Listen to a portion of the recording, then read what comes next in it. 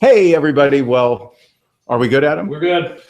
Okay. So we had technical difficulty. The internet kept going. So welcome to our live Wednesday webinar. Those of you that hung on for the extra 5 minutes, I sure appreciate it. And well, I'd like to start with a little story. You may know, you may not. 10 days ago, after we finished a live Wednesday webinar, actually it was 14 days ago, I guess, we had a record turnout, thank you. And we were walking down the back stairs of the office and headed to lunch, and I slipped and fell. And if you can believe this, I broke my leg. Now, I've motorcycled, flown the world, done all kinds of things, mountain bike race, and I've never gotten hurt. I broke my leg. Well, I learned something very applicable to real estate that I want to share with you today about the broken leg scenario here. And that's why, by the way, we're broadcasting from my house, feeling great, had my surgery. But the 1 minute version, actually 90-second version, is the first doctor I went to basically said that the break had several complexities, and that probably the best thing for me to do would be to let it heal, and then to, after 12 weeks, go ahead and have knee replacement surgery. Can you imagine? It was really hurting. I mean, I was in pain. This days ago. And so fortunately, we found, actually, my wife, Roseanne, was just absolutely intent on finding the best orthopedic surgeon in Phoenix. We did. He took us the next morning. We went in, and he said, no way should you do that. I can absolutely fix this. Be totally amazing. And I had the surgery Monday morning. And by the way, Sunday, I was so scared. I've never been under, like put out, total out of control. But you just have to kind of go into the zone. They take you in at 6:30, and you just have to just kind of do what they say. They put IV, they do all this stuff. Well, the surgery came out fantastically. I feel better today, 2 days after the surgery, than I did any of the days leading up to the surgery, even after my leg was like 8 or 9, 10 days after the break. So why am I sharing this story with you? Well, number one, so you will think about real estate from the context of being at Tiffany's, being like this orthopedic surgeon who we found, one of the absolute top guys in Phoenix. Because for those of you that are in one of my 3 Voxer coaching groups, and for those of you who aren't, you can try it out for free without being officially part of my coaching. You can just try it out. You just send a note to in the next month, which starts, I believe, next Tuesday, the day after 4th of July. And what I've been covering this past month, and what you'll get, everybody who goes in and just tries this will receive, is I've covered all of the non-traditional discount real estate firm models, what they are, how to understand them, and over the next few days, I'll be finishing up with how to compete against them. And I can tell you for sure, and this is the bottom line with my knee and the knee surgery and what I learned, I would pay any price. I would pay any price in the world to have the right doctor inside my knee. And home sellers, I can tell you for sure, will pay any price in the world if they feel like the price they pay is going to do 2 things for them. Number one, give them an amazing experience, with fantastic protection, with a person who they're confident in and comfortable with. That's the number one thing. And the number 2 thing is, if they feel that person has certain, and this is the second essential, they feel that person is so good in terms of their process for selling the home seller's home, that they're actually going to get back as much or more than they paid, they will list with you every time, every single time. And this is the magic ticket. I'll be talking about this the next couple, 3 days. This is the magic ticket to competing in this increasingly difficult world of discount real estate models. For example, in yesterday's Voxer, and for those of you that would just like that, just to hear yesterday's Voxer, again, help@realestatemaverics.com, and just put yesterday's Voxer, and we'll forward you that audio. You really should hear this. This is about a company called FeeDuck. FeeDuck is coming into the US. FeeDuck has been in Canada for quite some time. Now listen to what FeeDuck does. Listen to this interesting model. FeeDuck markets to home sellers and essentially says to home sellers, hey, how would you like to have the lowest price real estate agent? So you come to our website, costs you nothing. Put in information on your home, bedrooms, baths, location, some other basic things about your home, and we'll start a 24-hour bidding process where real estate agents will bid down their commission, and at the end of the 24 hours, the real estate agent who has bid the lowest commission, that is, they will list and sell your home with full service and the lowest commission, they win the listing appointment. They come over and meet with you. And this has been a huge success in Canada with agents bidding down their commission and then getting that listing appointment because agents are so hungry for leads. Agents are so hungry. Ridiculous. Why would agents do that? Well, the value proposition to agents, if you look at their website, is look, it says, you spend so much money on marketing, so much money on advertising, so much money on lead generation. Why not just not spend that, bid a lower commission, and so you can afford to charge the sellers a lower commission because you're not spending as much on marketing and you're not spending as much on lead generation. And so that's how they persuade real estate agents to go ahead and do that, and they do it in droves. And it's going to actually be starting in Arizona. It was announced in the Phoenix Business Journal that they're going to open in Arizona, and they're going to hit the airwaves and hit the internet here with real estate agents bidding down their commission for your home. And so, of course, the thing they miss is that you have no idea this real estate agent's worth a hoot. You have no idea if this real estate agent even knows your neighborhood. You have no idea if this real estate agent even knows how to sell a home.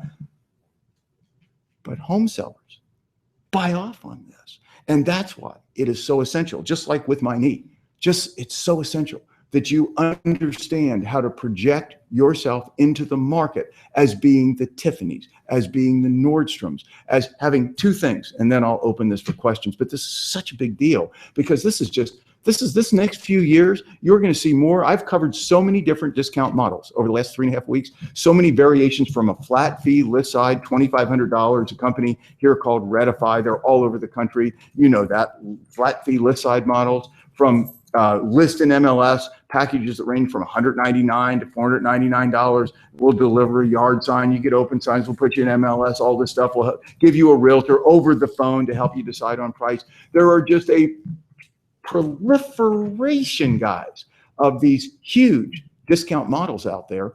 And let me tell you why Redfin, and I spent, I think, a week in this series this month on Redfin, why Redfin is winning the game, why Redfin, I think, now has over 100 million in venture capital. They're in 64 markets. And like it or not, these are just facts. Redfin's website, Redfin is a real estate firm, and Redfin's website, they just have a few thousand agents, as compared to some really big, fine companies, Caldwell Banker, Remax, Keller Williams, a plethora of other really fine companies. I think Keller Williams, I read last, has over 130,000 agents, which is phenomenal. It's fantastic.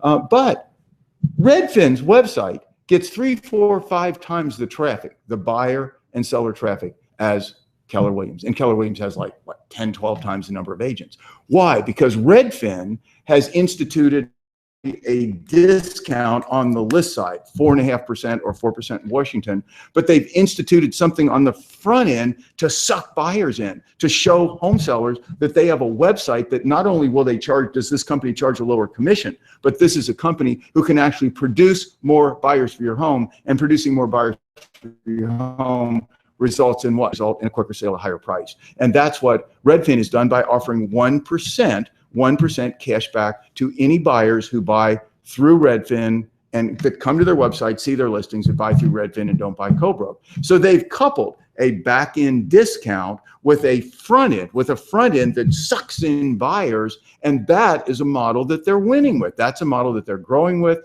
winning with, has generated huge venture capital to continue that expansion. My point to you is, you don't have to do exactly what they're doing, but you can be a mini Redfin. And here's what I want you to see. You don't even have to discount the back end from where you are now, as long as you can power up the front end. If you can power up the front end, and let's say Redfin's in your market at 4.5%, and you have all these other discounters that essentially do nothing but charge a lower commission. That's why they're so easy to beat, and that's what I'll be covering over the next few days. They do essentially nothing but charge a lower commission.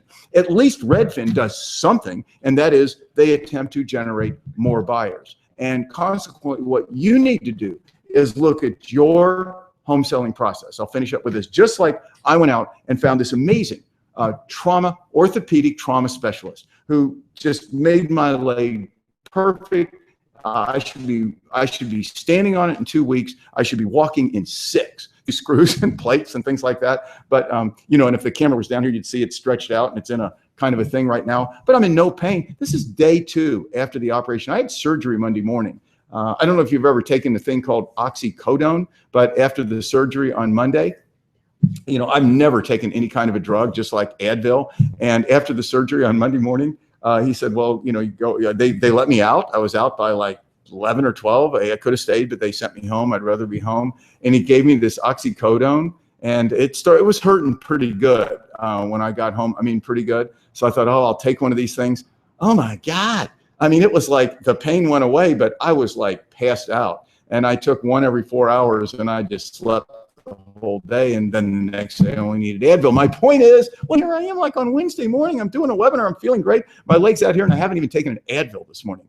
That's what home sellers are looking for in terms of a real estate agent. I mean, the Tiffany's, and that's what I want you to be. So, okay, so I hope I didn't go on too long with all that stuff. I just wanted to talk to you about, I know you're facing challenges from discount agents, discount firms, all kind of different models. And I can tell you for sure, the only way you're going to prevail, the only way you're going to keep your commission at a level that you'd like is to look at your value proposition. Your value proposition doesn't necessarily mean that you have to charge less. What you have to do is recognize that unlike 10 years ago, there's a lot more people who are charging less. And if there are a lot more companies and a lot more agents who are charging less, then you have to do what every company in the world has done. Can you imagine an Apple computer 10 years ago, 5 years ago, 3 years ago, and today? I don't know what the pricing was, but I can tell you this, the computers are like incredibly better. And that's what you have to be. You have to be incredibly better than you were 10 years ago, 5 years ago, 3 years ago, 2 years ago, in terms of the sophistication of your home selling process. And here are the magic words, so that sellers can logically and transparently see that your process for selling their home, just like this pre-marketing strategy that I teach, we call it our 29-day, 22-step formula. It's a pre-MLS, pre-signed, pre-marketing formula. It's a no-brainer. Why would any home seller, when they understand all the benefits of this, building anticipation, building excitement, getting other agents out there to have the opportunity to show a home before it's get their buyers all excited, before it's an MLS, before there's a sign on it, and you go through this whole process with a home seller as part of your home selling process, and then the second thing you do is you say, now there's the traditional process. I could do that too, where I actually take your home and I just put it in MLS right away and I put up a sign right away. No home seller, zero would say yes to that. So that's what I mean, just improving your home selling process. I teach all kinds of things like that. And I'm not saying you have to be, for those of you, many of you I know are in my coaching, and thank you. For those of you that aren't, fine, but you need to do it on your own then. You need to learn how to up your game on the front end so that when, number one, you can get more sellers to call you, because increasingly it's going to become more difficult to have home sellers call you. You can count on that. Are you kidding me? With all the marketing out there right now for everything from all these flat fee firms, MLS listing firms, hey, what is it? Home investors, we buy ugly homes, come in and buy your home. If you will be done, you'll be out of there in 2 weeks, all the way to fee duck now. There's going to have agents bidding against each other, starting in Arizona and then all over the US, and they will be. Are you kidding me? It's going to be difficult just to get indoors. I know it's always been difficult to get indoors, but it's going to be really difficult to get indoors. And so you're going to have to up your game in terms of your value proposition to home sellers, number one. And number two, you're going to have to up your game in terms of your marketing, in terms of your compelling message, in terms of what you're saying out there to get indoors, so you even have an opportunity to get in front of home sellers, which I know at this point is becoming more difficult. So, okay, so that's my little thing, tied it into my knee surgery. And this guy, Dr. Ortega, that did my knee, trust me, you want to be the Dr. Ortega realtor in your market, and you need sellers to know it. And again, I'll give a little tout to myself. That's what I'm teaching my agents. And I'll say this, I'm teaching my agents to be the Harvard of real estate. They're going to be the Harvard of real estate creativity. Over the course of the weeks and the months and my boxer coaching and the seminars and the things I do, it's not just about home selling strategy. It's everything. Like next month, I'm going to be teaching legal. I'm going to be teaching things that when you're in on a appointment, you're going to talk to home sellers about deeds and mortgages and things, nothing complicated, but just an understanding of, I mean, do you understand that most realtors don't even understand what a deed is? Now think about that. Most realtors, honestly, if you ask them, they don't really understand what a deed is. If you ask them, they would say most would say that a deed is title to real estate. A deed is not title to real estate. You have a car title. That is representative of the title of a car, and if you lose it, you need to get another one. But with respect to a deed, you can tear it up the minute that deed has been passed to you through the title company or directly from the homeowner. A deed is simply an instrument that's used to convey title. And I wonder how many realtors really understand the basic types of deeds: general warranty, special warranty, quit claim, those. And there's a big difference between, obviously, those three main ones I mentioned, but the idea of what is the difference between a general warranty and a special warranty deed. And when you're in on a listing appointment, if you explain to a home seller that one of the things that we want to do is make sure when we convey title that we do it by special warranty deed, not general warranty deed, because that's what most corporations do, but most home sellers never think about that because most realtors don't say to them, this is what you should do. And what is a special warranty deed? With a general warranty deed, when you sell a property, you're warranting the title of the property, the chain of title, all the way back forever. Every single owner before you, if anything went wrong prior to you even owning the property, if there's a defect in the chain, something that wasn't notarized, something that wasn't done right, some type of title defect, hey, you're on the hook. Now, granted, you can go back down the chain to the person that made the mistake, but the bottom line is to the person you conveyed title to. And by the way, you don't transfer title to real estate, you convey it. You transfer title to personal property, you convey title to real property. So the bottom line is, with respect to a general warranty deed, you're warranting all the way back ad infinitum. With respect to a special warranty deed, you're only warranting the title of the property during the term of your ownership. And you have to admit that makes a lot more sense. It's a no-brainer thing. But most real estate agents don't know that. And so that's also the kind of stuff you need to know, not just home selling process, even as much as the last thing. And then I'll take questions here today, but I'm just feeling good. I'm out of surgery, out of surgery. This is like really good. So I'm like really rambunctious today. I'm back on the mend. And so I'm just in a really good mood today. But take the definition of real estate. How many real estate agents, if the home seller said to them, and this is the agent disabler, some of the agent disablers, I teach my agents when they're competing against other agents to give home sellers this list of questions if they're interviewing other agents and see if they even know the basics of real estate. But I mean, wouldn't you think that someone who's selling real estate would just be able to nail a definition of real estate? You'd really think that, wouldn't you? So can you? Well, let's see. So real estate is real property plus the title thereto.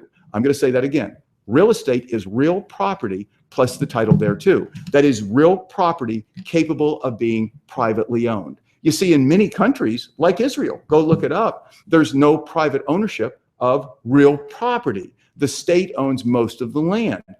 It is rented. It is leased. It is not individually owned in fee simple as we have in this country. And so there are many countries like that. So there is really no real estate real property capable of being owned. Well, that begs the question, then what the heck is real property? Okay, so how do you define, with precision, I mean word for word, how do you define real property? Well, real property is the land, what's beneath it, what's attached thereto, what's erected thereon, and the right of light and air above. Exactly in that sequence, word for word. Again, real property is the land. Well, you can picture the land, okay? The dirt, the land. What's beneath it?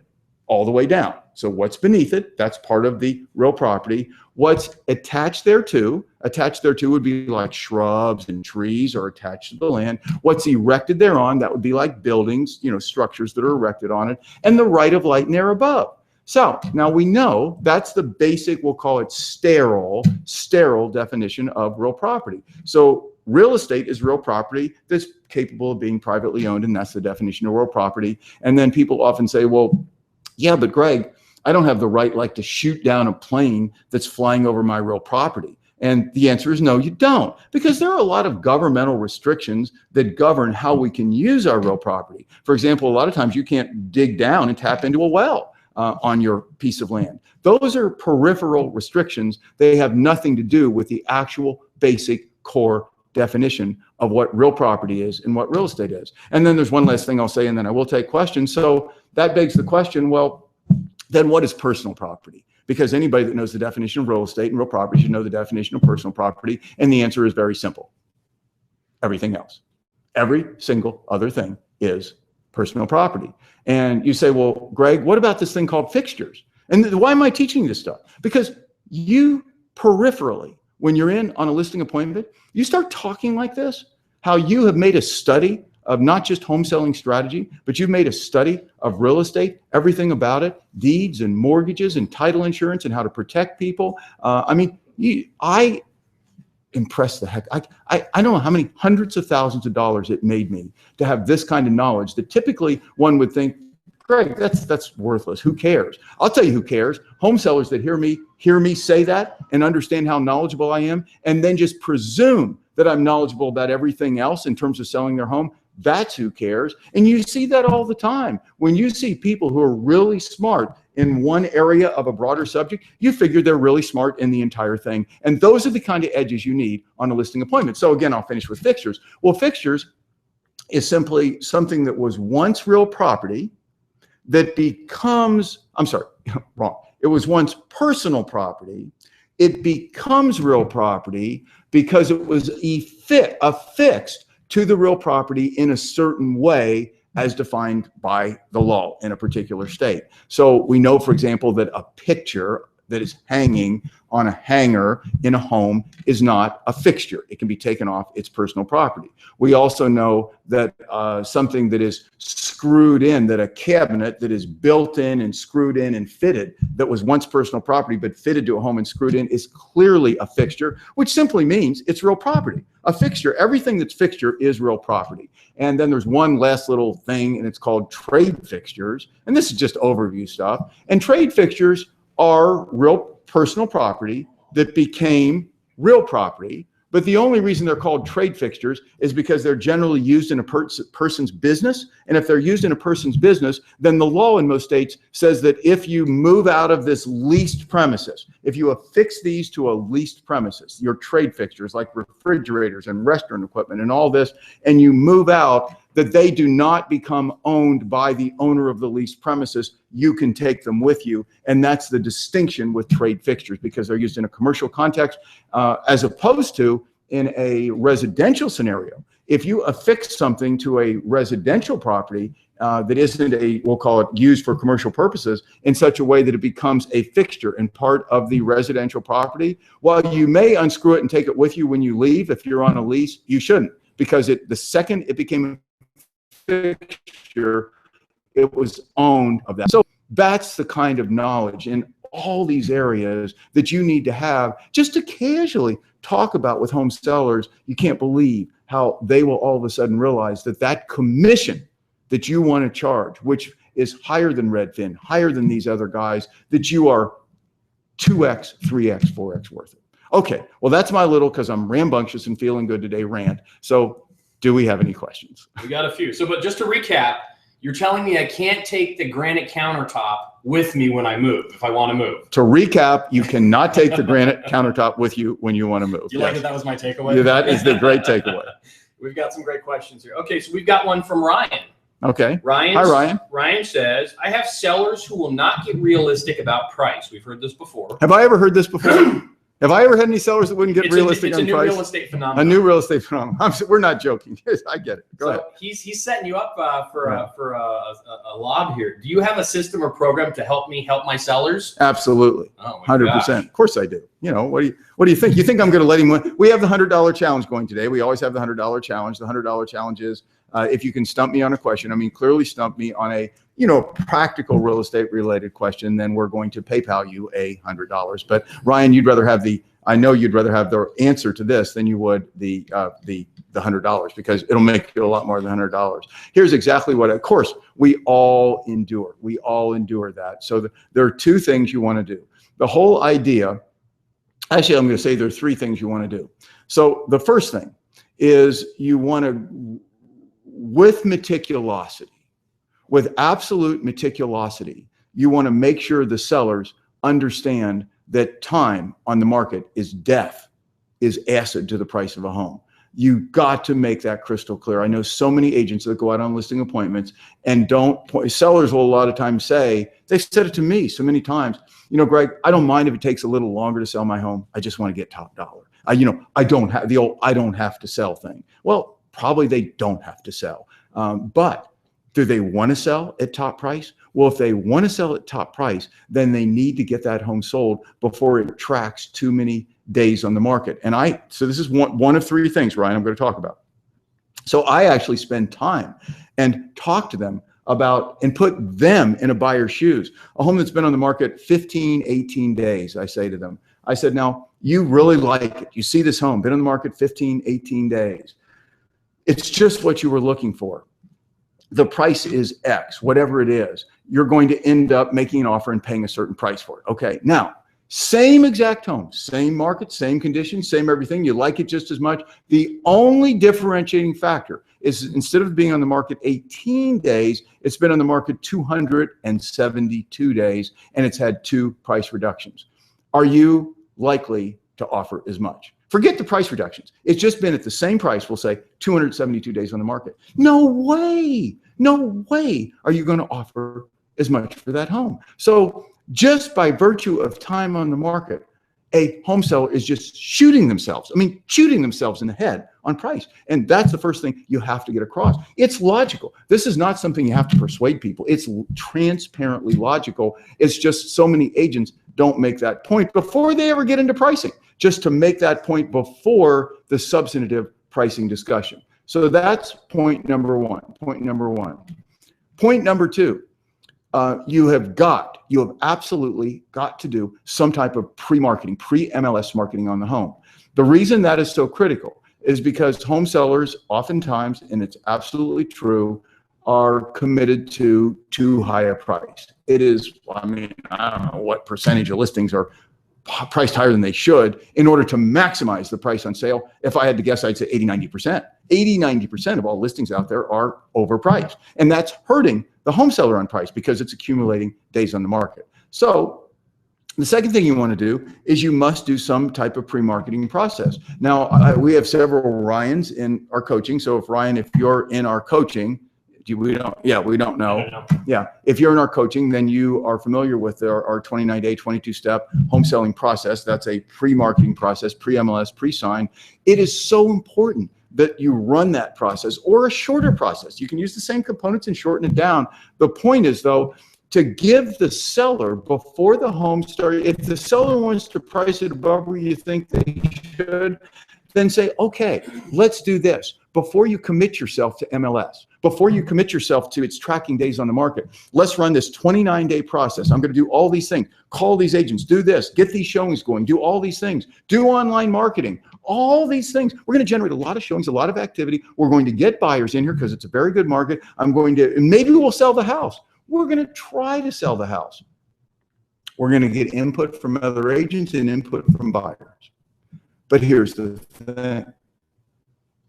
If we don't sell the house, and we're going to do our best to do that, but if we don't, then on the 30th, that Sunday, we usually start these on a Saturday and go 29 days through the 4th Saturday. That is 29 days.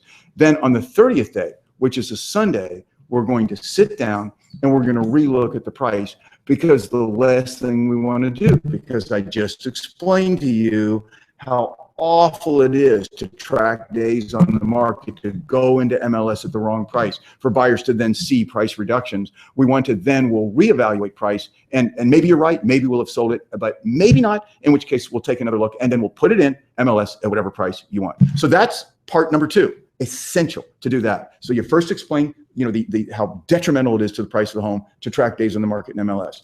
Number two, you give the seller an opportunity to graphically see that their home may be overpriced by it not selling, getting activity, getting showings, getting agents over there, getting evaluations from agents. So you give sellers that opportunity. So they're not just listening to you, they're actually seeing that. Number three, after years of fans fighting, that's number two thing. And now I would largely solve it by suggesting to the sellers that we get an appraisal, and that I made an arrangement with an appraiser who would help me appraise the home at the highest possible price it could sell for. So I want to talk about that for a minute. They're at about half his normal price, and there are always appraisers in a market, if you give them a lot of business, who will do this. So the idea is, most people, some agents don't know this. Appraisers can appraise homes in multiple ways, but there are three basic types of instruction to an appraiser. One instruction is, give me a fire sale appraisal. A fire sale appraisal is an appraisal where you're saying, this home, in the next 10 days, if we put it on the market, what's the price that it would just fly off the market, like bang. So that's kind of a fire sale appraisal. Then the more normal appraisal is, give us a basic normal appraisal, given normal circumstances, normal marketing time, these market conditions, these normal market conditions, what would this home sell for given a reasonable marketing time? And if that reasonable marketing time in a given area, say 65 days, then that would be the parameter. What should this home sell for, give or take a little bit, in 65 days? And then there's the aggressive appraisal. You can do that. You can order from an appraiser, given ideal circumstances, everything being just like perfect, great market conditions, a buyer who loves it, no days on the market, everything being ideal. What's the maximum price this home should be able to sell for based on the surrounding comps? And you get that. Well, what I tell my home sellers is, let's spend the money. I'm going to spend time and energy and money and all that. You just spend a few $100s. Give me that tool. It'll give you a tool to price your home, so that we will price it right at that or just a smidgen above that. It'll give me a tool to use with buyers. When buyers are making offers, I can show them this appraisal. I'm not going to tell them it's a super aggressive appraisal. I'm just going to tell them it's an appraisal, because it is an appraisal. So it'll help me get buyers up, help you get a better price, and we'll know realistically the maximum price that we could sell this home. Because the bottom line is that when we do sell it, we have to get it appraised. And this will also then, if we sell it at that right up there at that super aggressive price, then it will give me this appraisal to use with the lender's appraiser to help that lender's appraiser appraise the home at the sale price. So those are the three parts, Ryan, that I use, and combined those three, there's no magic. There are still some sellers that are just recalcitrant. They're going to do what they're going to do, but that helped me in most situations end up with a better priced home. Okay. Got it. Okay. The perfect storm. Perfect storm. All right, we've got one from Sylvia. And Sylvia says, I've had a run of buyers who are ridiculous about asking for a zillion and one repairs, wanting to make the home like new. Yep. On my listings after their home inspection. How do you handle these? Okay. So first thing I'm going to do, guys, is take my little leg brace off, because it is hot. Look out now. Yeah. So we're going to just do this here. You could just undo those little things down there, because I don't know why it is just hot in here today. This must be like 190 degrees here in Phoenix today, right? I think it's close. Yeah, I think you might be a few degrees off, yeah, but it's close. Yeah. So, okay. So the way I handle that is this. First of all, with respect to repairs, and this is Sylvia? This is Sylvia. Okay. So Sylvia, with respect to repairs, what was important to me is, first of all, that the sellers never do repairs. Never, ever, ever do repairs. Now, I don't mean they didn't do anything, but I found that repairs, when a seller got a repair list, which all buyers, when they do an inspection, are usually going to come back with repairs. So the first thing, and I'll give you some tips on how to get the buyers more reasonable on that, but the first tip is to come up with a liquidated amount that is simply credited to the buyer at closing. And if you can win the day with that, how you persuade buyers to do that is that, look, wouldn't you rather have the home repaired your way? Let's get the estimates from contractors on what it will cost to repair your home. Let's get those estimates, and then we'll figure out what those are. We'll even maybe add 5% to that so you have a nice cushion. And the bottom line is we'll just give you that credit at closing so that you can have the home repaired your own way to your quality standards. So much better, because there's so many circumstances when home sellers will go through this laborious list of repairs that's submitted to them, and then the buyer will do another inspection, and either one of two things: either the repairs that the seller did, some of them aren't up to the standard that the buyer wants, so they got to redo them, which is a pain if they want to preserve the sale. Or the second thing is the buyer, when they do that second inspection, they find other things. You know, they come back in the home and they find other things. This just ends it right there if you can persuade the day with a credit. So that's number one. Number two, with respect to getting buyers to come down on their repair requests, well, here's what you have to, the way to do that, by the way, and then I'm going to give you an evaluation as to how tough to be in doing that. The way to do that, of course, isn't anything super creative. It's simply to go to the buyers and point out that what you have to understand is you're not buying a brand new home. This is not a brand new home. We want to bring this home up to what would be the appropriate state of repair for a home that's in great condition, has been well maintained, but it's not like everything, it's even right or fair. You didn't buy a brand new home that everything should be brought to brand new standards. That's sometimes a tough sell. I get that. I mean, it's all great to sit here. I get it. It's all great to sit here and teach and coach. And it's another thing to actually be out in the field and deal with this stuff. I have done this. I think that's one of the things that really helps me a lot as a trainer and coach, is I've sold so many lists and sold so many thousands of homes and owned so many brokerages where I taught agents to do it, that I got that the things I teach don't always work. They just sometimes work. And a lot of times work. And that's better than having nothing that works at all. So I would always try to make that point to the buyer, or usually the buyer's agent. And then the third thing is to just simply do an evaluation. You have to figure out strategically. How strong your position is. How badly do the buyers want the home? And this is what it really comes down to. How badly do the buyers want the home? How good a price did they get? How good is your market? How likely is it that if you lose these buyers, you can resell the home for as much or more? You simply look at your negotiating situation, and you make number one, you do both of the things that I mentioned, and that is try to make it liquidated. And number two, try to get the buyer in a better frame of mind that this is not a new home. But then mainly, you just have to take your sellers and you have to see strategically, how would we be if we lost this buyer? And if you say, hey, we're in, I don't know, like the Denver market, which is super hot, the heck with that. There are buyers standing in line for homes up here. If this buyer doesn't buy it, somebody else will.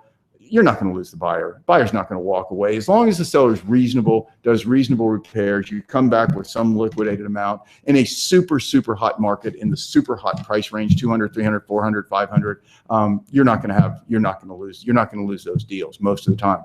On the other hand, if the buyer's in a stronger position, and the seller's in a weaker position, it's a higher price range home, and higher price range homes these days are becoming more difficult to sell. You can look at studies out there right now. Luxury homes have actually declined a little bit in value, while lower priced homes have accelerated in value. Number of unit sales of luxury homes have dropped, while number of unit sales of lower priced homes have risen over the past year. So, you have to kind of see where you are, what the price range of the home is, what the market's like, and then just that's why the seller hired you.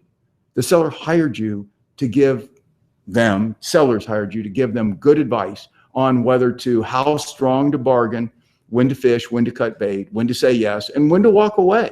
And that's what you have to use all of your best judgment, make a decision, and then just go from there. Okay? I hope that helps you, Sylvia. Perfect. All right, and we've got a little odd thing happening here. We've got two separate questions in here, but we don't know who they're from. So they posted them on the platform, but we don't know the name, unfortunately. Okay. So I'm going to have a little sip of water, guys, if you don't mind. Go ahead. All right, so here's the question. I'm beginning the 22-step program, so clearly one of our customers. Mm-hmm. How do I begin building my list of VIP agents? What's the best way to contact them with the new homes I'm marketing? Yeah, okay, great question. So whomever it is, welcome to our coaching, and I hope you're enjoying the 22-step, 29-day formula.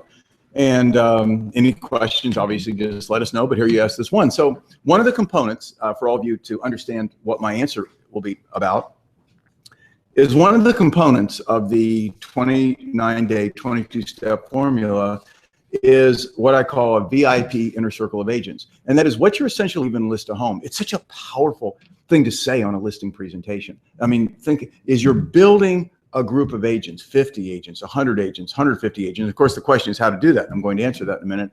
But you're building this group of agents who have said to me, they've said to me before I even listed this home, I've called them and I've said, hey, I work this market, you work this market. Do you ever work buyers? And most agents will say, yeah, occasionally I work buyers. And I would say, well, how would you like to know when I just list a home before there's a sign on it, before it's an MLS, so that you can let your buyers know and let your buyer, any buyers you might have, be among the first to see it? Well, agents usually say, yeah, of course, why not? Because everybody knows buyers love to see homes pre-MLS, pre-sign. They love to feel special.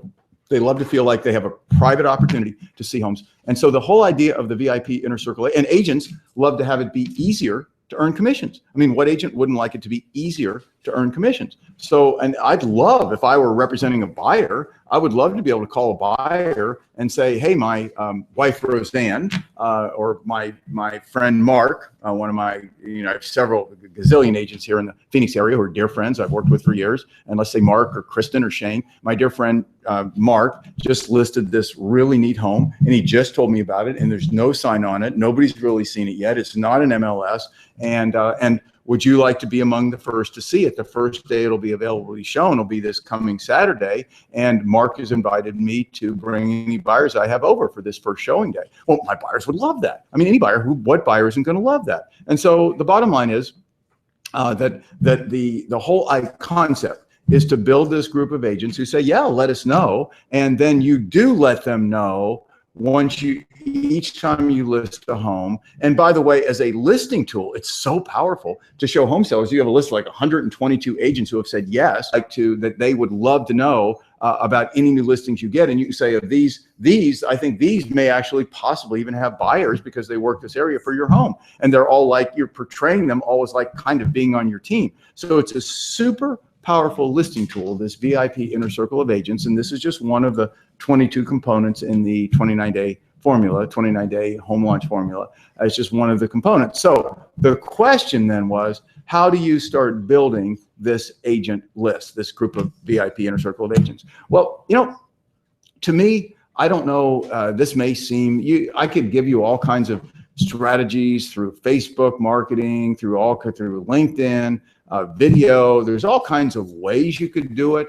But I get this question now and then, and I don't understand why you wouldn't want to just select the agents in your market, in your core market, who are most active, who are selling the most homes. That's very easy to identify by MLS, not necessarily the ones who are listing more homes, the ones who are actually selling more homes, actually being buyer's agents. And you wouldn't want to just give them a call and just ask them, would you like to be, I see you're working buyers, I see you're selling homes in this community. Over the past year, I see you've sold 3 homes in this community as a buyer's agent. So you obviously work buyers. Would you be interested in, when I list homes, in being among the first to know with a small group of elite agents? Because I know that buyers, everybody wins in this scenario. You say to these agents, first of all, you win because you get to call your buyers. You're going to look great with any buyers you have who might love this home I listed, because they're going to get to know before anybody else. So you're going to look really good.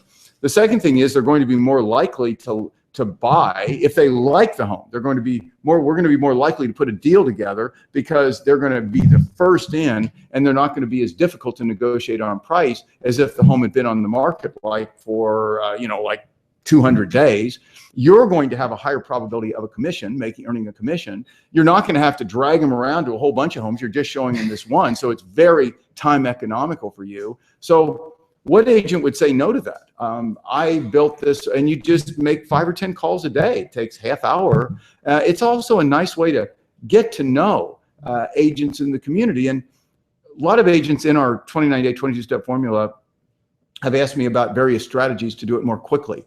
And I can give you lots of them. You could have a Facebook page. You can have a private Facebook page for your VIP inner circle of agents. You can set that up that it's by your admittance only. You can actually market that Facebook page out into your community among agents, say what it is. You'll be the first to know every time I list new homes before they go in MLS. You can even have it be a page we have one here in Arizona that's a pre-MLS page where you can go in and everybody shares their listings. There are about 2,500 agents in that. Everybody shares their listings pre-MLS. A lot of the agents in my coaching have asked if they should get in and join that. I said, of course you should. It allows you to share your listings with this whole 2,500 agents pre-MLS, and it allows you to know what listings are there. So that's a scalable way to do it, but there's certainly nothing wrong with just picking up the phone and getting to know the agents. I'll tell you, the better you know, the more agents you know, and the better you know them, the better job you'll be able to do for your home sellers. I can tell you that for sure. Okay. Excellent. Okay. Our second no-name mystery person who asked a question, unfortunately, wish I knew what their name was.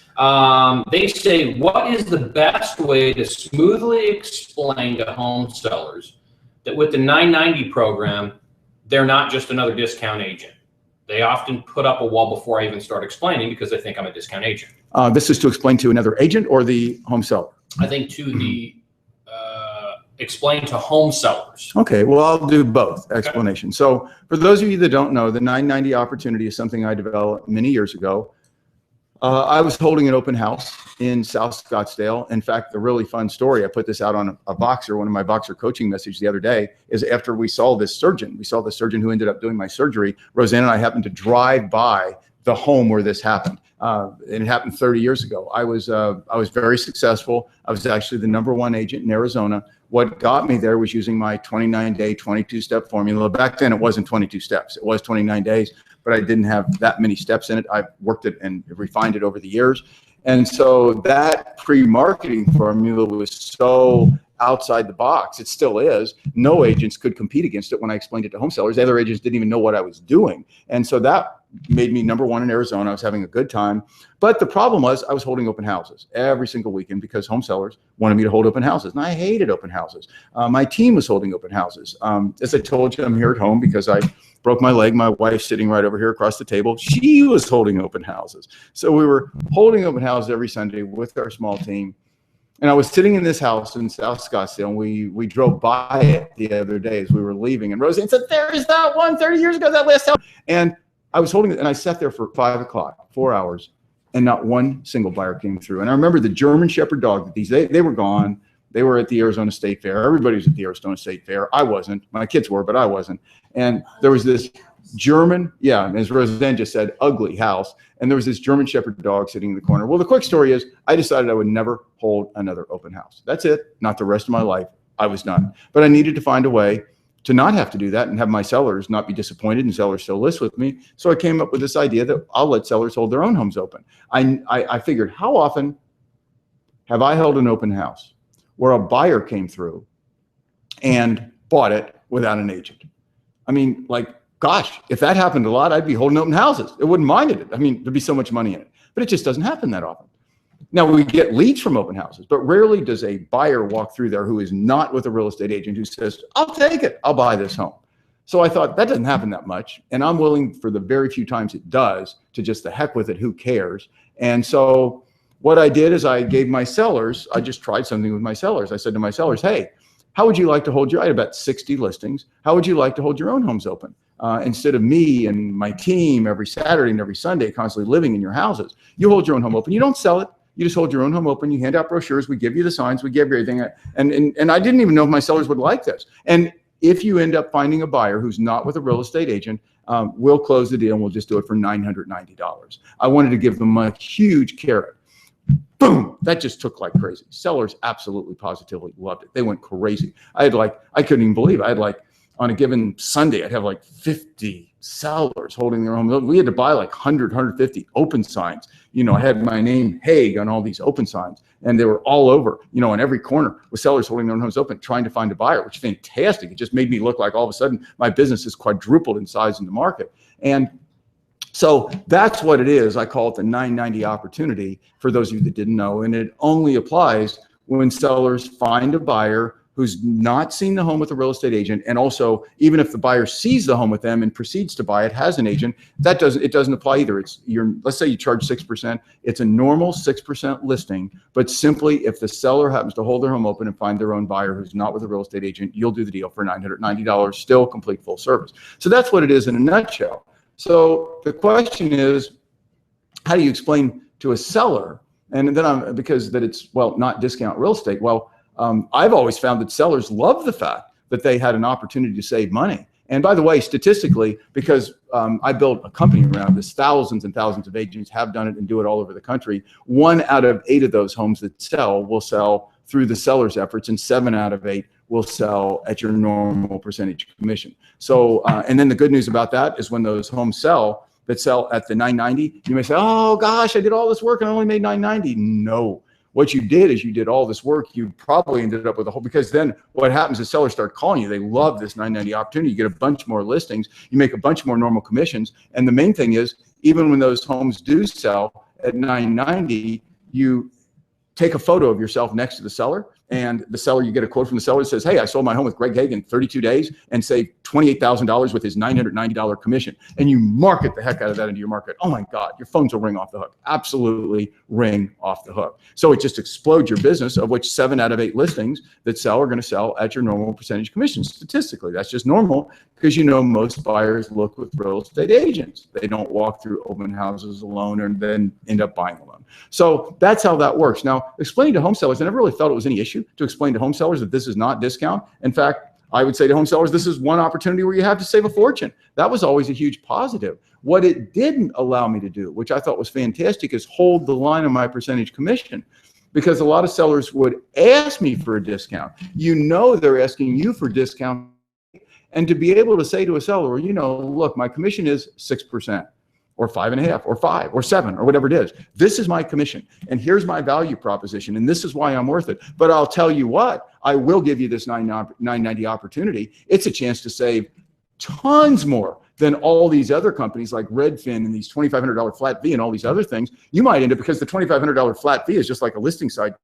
So you end up what? Paying a 3% usually co-bro commission. This is one where if you find your own buyer, you might end up just paying $990 total. Sellers love that. And they just quit negotiating with respect to your normal, let's say 6% commission. So it's an amazing strategic tool to get sellers to lay off on pounding you down on your percentage. And the other thing it is, and sellers, the fact they love the fact they can save. Now, what happens a lot is not that sellers get sideways, but other realtors see you marketing this, and other realtors in the market think that you're selling homes for just $990. They think that your total commission is just $990.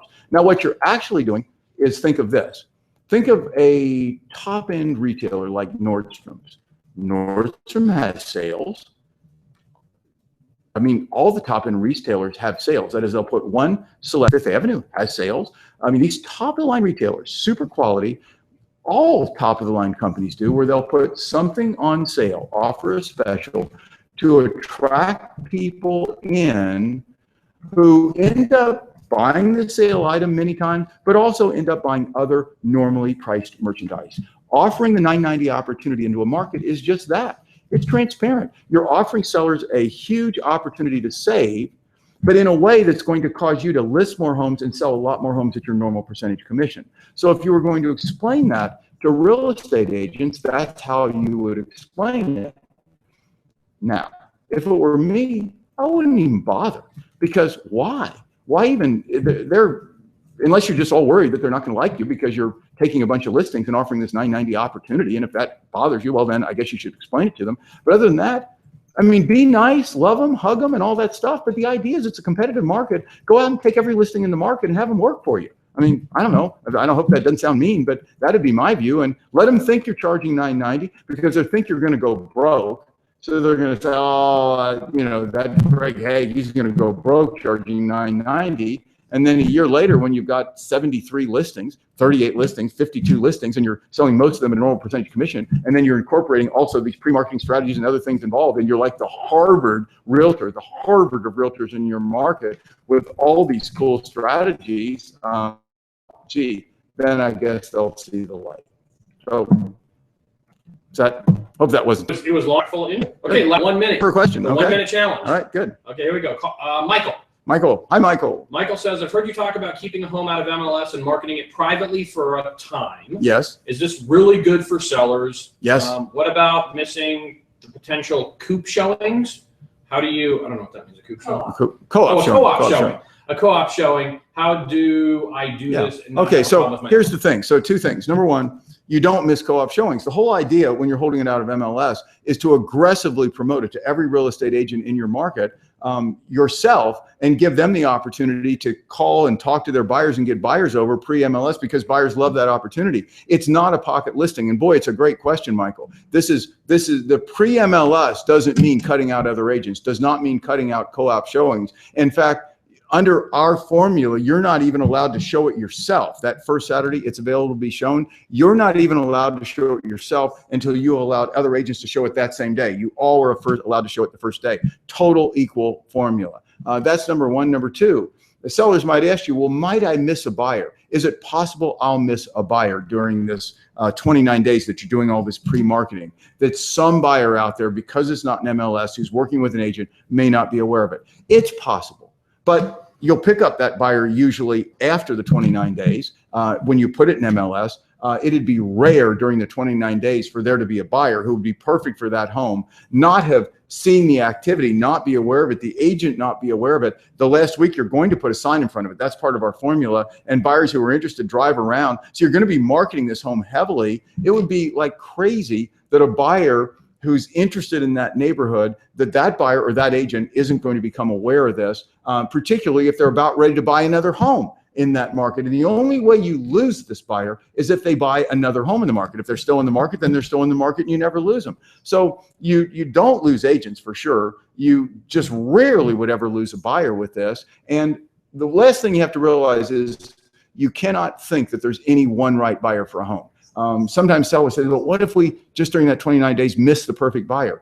That's just not true. Well, what you could say, well, what if you missed the perfect buyer last month before you decide to list? Or what if the perfect buyer is going to come in the market in 7 months? We don't want to list now. We want to wait 7 months. The idea is not thinking that there's some perfect mystical buyer that's going to pay some huge price for the home in a reasonably priced home. That's not like some crazy island in the middle of out where there's like 2 buyers in the world for this thing. In a normally priced home, in a normally priced community, there are usually multiple potential buyers. And the key is to impact as many of those as you can and get them in a higher price frame of mind so that they buy that home early on in the process and pay maximum price. Does that help out?